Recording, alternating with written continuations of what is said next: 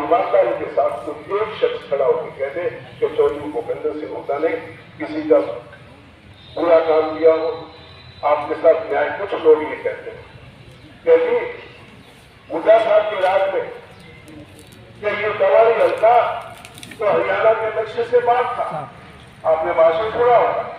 और ये हल्का ये तो पाकिस्तान से भी पूरी हाल थी। तुलना कीजिएगा, हुड्डा साहब का 9 साल का राज था, वहां यहाँ का कोई विधायक था, उस 9 साल के राज में विधायक मेरे ख्याल में एक टाइम तो डॉक्टर सीताराम थे और एक टाइम शायद मेरे ख्याल में अजय थे। 9 साल लोग करके 10-9.5 साल लोग करके विधायक थे और 1100 करोड़ रुपया 1100 करोड़ रुपए का विकास किया। और वो जो विकास के आंकड़े भी मैं सामने रखूंगा, बड़े छोटे कामों को नहीं आऊंगा। इस गांव के अंदर भी 33 करोड़ का बिजली घर लगाने का काम भी चौधरी भूपेंद्र सिंह हुड्डा की सरकार में हुआ।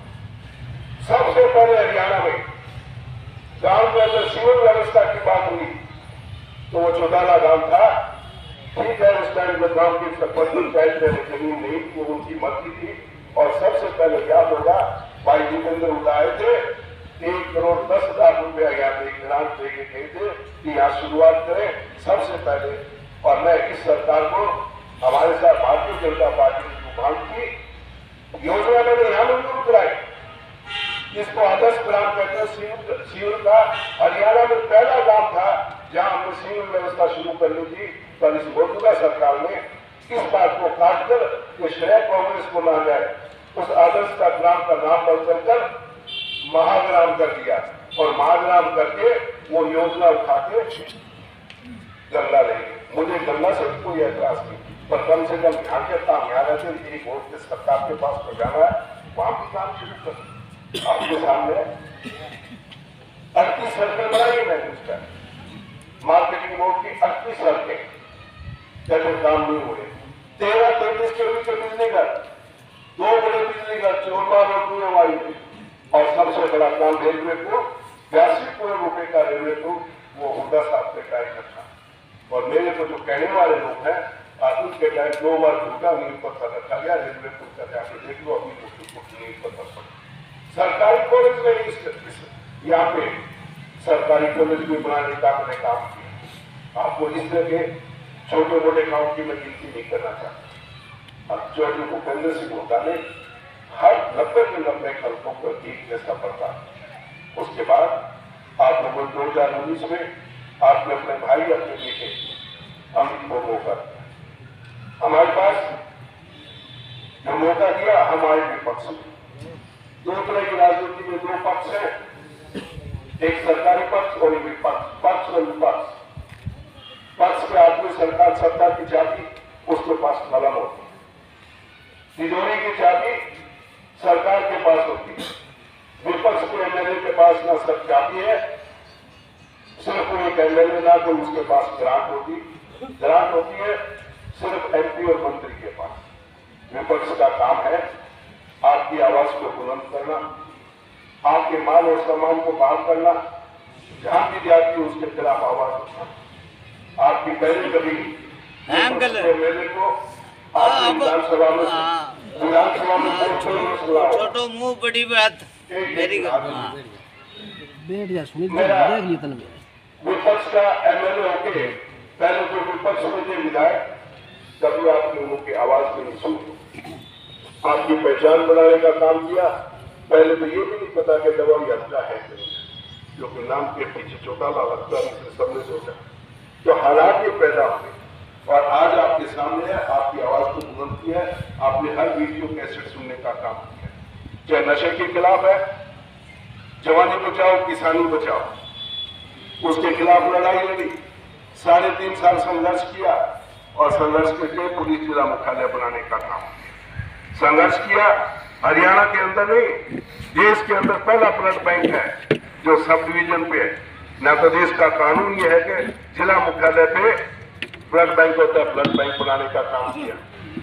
आपका कोविड का वक्त था, ऑक्सीजन प्लांट चाहे किसी प्राइवेट कंपनी से दान करा के 80 लाख रुपए का ऑक्सीजन प्लांट लगाने का काम।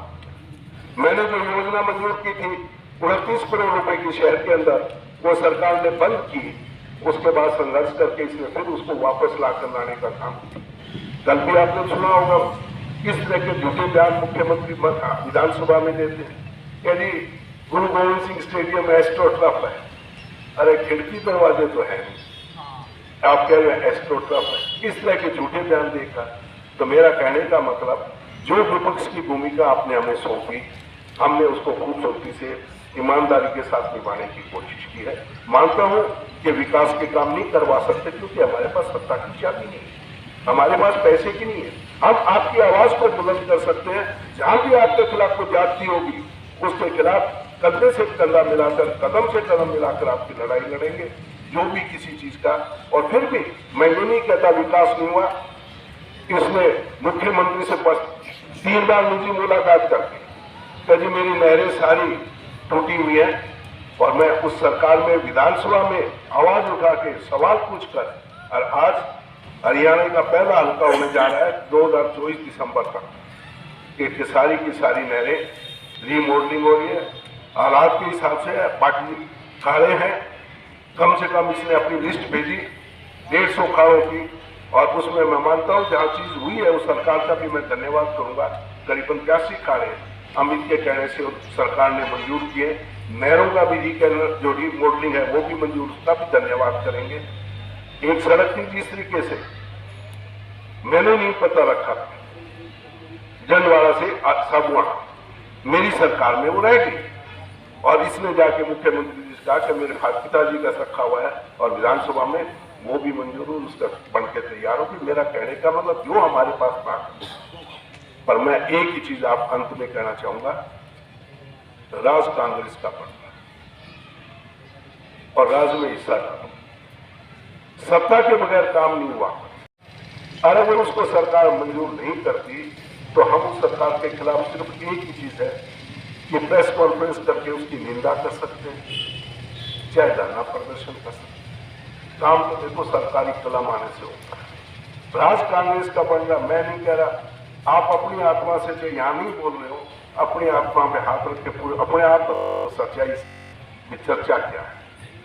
राज कांग्रेस का बनना, राज में हिस्सा का, और राज में हिस्सा तभी हो सकता है कि इस बार फिर दोबारा आप अपने बेटे भाई अमित को आशीर्वाद दें। राज में हिस्सा और सत्ता में भी हिस्सा। अगर आप विधायक बनाने का काम करेंगे तो मैं एक राजनीतिक रूप से आपसे कह सकता हूं कि सत्ता में मैं भी इतना मेरा आज थोड़ा जुगाड़ है नेताओं के साथ। अगर आप विधायक बनाएंगे तो कहीं ना कहीं सत्ता में हिस्सेदारी भी आपको दिलाने का काम कर सकता हूँ। और अब मैं आपको एक ही न्योता है, आप 24 तारीख को आप अपने आंखों से देखना। इस गांव बहुत सब राजनीतिक गांव है, एक एक चीज को आप समझते हो। 24 तारीख को आप आइएगा, आप अपने आंखों से देखना, रैली को देख के आप अपने आप अंदाजा लगा, क्योंकि ये पहली बार है, या तो मैंने पहले 3 रैलियां, ये तीसरी रैली है। एक रैली मैंने 2010 में करवाई थी, उसमें कुछ सरसा के मेरे सारे साथी थे, अकेला मैं नहीं। मेरा कहना का मेरी कांग्रेस की टीम ने सरसा में 2010 में हमने करवाई, और वो स्टेडियम के अंदर थी खुले में, और 40,000 कुर्सियां लगी थी, और सारी कुर्सियां थी, उससे भी दुगने लोग बाहर थे। और उसके बाद खुले के मैदान की बात कर रहा हूं, 2014 में 16 फरवरी 2014 इस रेलवे पुल का नींव रखा था मेरे आदरणीय नेता चौधरी भूपेंद्र सिंह हुड्डा ने, और उस रैली का नाम था रेल पुल रैली, और उसका नींव पत्थर रखा था, और स्टेडियम का नाम भी तभी रखा था गुरु गोविंद सिंह स्टेडियम, और उसमें रखी थी, उसमें 22,000 कुर्सियां हमने लगाई। और ये तीसरा मौका है कि आज हुड्डा का जो ग्राउंड है 50 एकड़ का खुला ग्राउंड है, और उसके अंदर रैली हमने रखी है। अब मैं इसको कोई अहंकार नहीं, आप लोगों के भरोसे, हरियाणा सरसा जिले की जनता के भरोसे, हमें पता है कि सरसा की जनता बदलाव चाहती है। सरसा की जनता, हरियाणा की जनता कांग्रेस के कांग्रेस पार्टी को सत्ता में देखना चाहती है और इसलिए हमने आप लोगों के भरोसे वहाँ हम करीबन 30 और 35 हजार कुर्सी लगाने का काम करेंगे और बाकी जितनी भी रैलियां हुई हैं वो एक शेड के नीचे हुई। आपने देखिए सब शेड के, तो ये बदलाव का निशानी है। खुले मैदान में रैली करना मतलब बदलाव है। आप देखेंगे जनता बदलाव चाहती है, उस बदलाव में साथ दीजिएगा और कांग्रेस का राज बन रहा है और राज में हिस्सा डालिएगा।